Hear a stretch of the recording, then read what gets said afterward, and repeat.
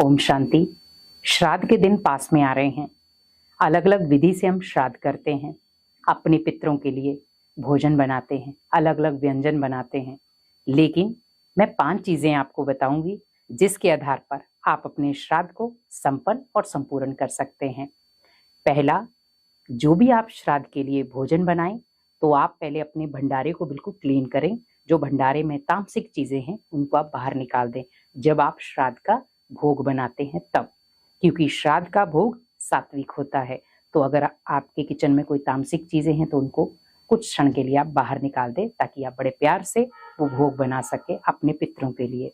दूसरा, भोग बनाते समय आप ध्यान रखें कि जो भी आप व्यंजन बना रहे हैं या जो भी आप भोजन बना रहे हैं उसमें प्याज लहसुन का इस्तेमाल ना हो, तो कोई तामसिक चीज का इस्तेमाल ना हो। और तीसरा, जब भी आप भोग बनाएं बड़े प्यार से भगवान की याद में शांति के साथ और शुद्धता के साथ अपनाएं, क्योंकि जब आप भोजन बनाएंगे शुद्धता के साथ बनाएंगे तो उसमें ब्लेसिंग जुड़ेंगी। और आपने देखा होगा जब हम लड़ाई झगड़ा, टीवी देखते हुए, मोबाइल देखते हुए या कोई ऐसी हलचल करते हुए भी भोजन बनाते तो हमारे घर का माहौल भी कुछ ऐसा ही बन जाता है और कोई नहीं चाहता कि इस घर के माहौल को हम बिगाड़ें। तो अगर आप भी भोजन करते समय मोबाइल, टीवी या कोई भी ऐसी चीज का इस्तेमाल करते हैं तो कोशिश करें भोजन बनाते समय वो चीज का इस्तेमाल ना करें। बड़े प्यार से परमात्मा की याद में भोजन बनाएं ताकि वो प्रभु प्रसाद बन सके। तो हमें थोड़ी सी विधि को चेंज करना है अपनी। और चौथी चीज हमें क्या करनी है कि जो भी आप भोजन बना रहे हैं उसे आप उन आत्माओं को खिलाएं जिनको उन भोजन की जरूरत है, जो भूखे हैं, तड़प रहे हैं भोजन के लिए, जो चाहते हैं कि कोई हमें भोजन कराए आकर के।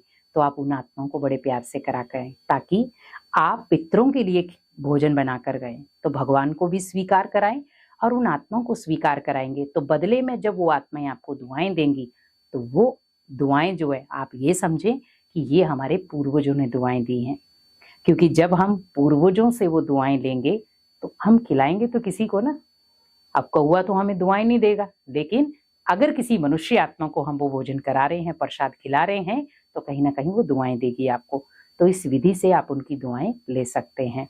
और लास्ट 5वां, आप जो भी भोजन बनाते हैं वो ये सोचकर बनाएं कि ये मैं भगवान के लिए प्रसाद बना रहा हूँ, भगवान के बच्चों के लिए भोग बना रहा हूँ, ताकि भगवान उन बच्चों को ये भोग स्वीकार करा सके और इस भोजन को प्रभु प्रसाद बना सके।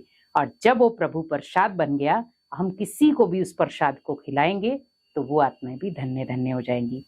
तो बड़े प्यार से आप जो भी भोजन बना रहे हैं, जो पितरों के लिए बना रहे हैं, तो सबसे पहले आप भगवान को भोग लगाएं।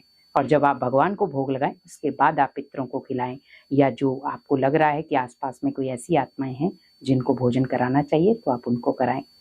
तो वो जो दुआएं देंगी वो फलदायक दुआएं होंगी। इसीलिए इस श्राद्ध के दिनों में आप इस विधि को, इन 5 चीजों को जरूर अपनाएं और अपने श्राद्ध को संपन्न करें। ओम शांति।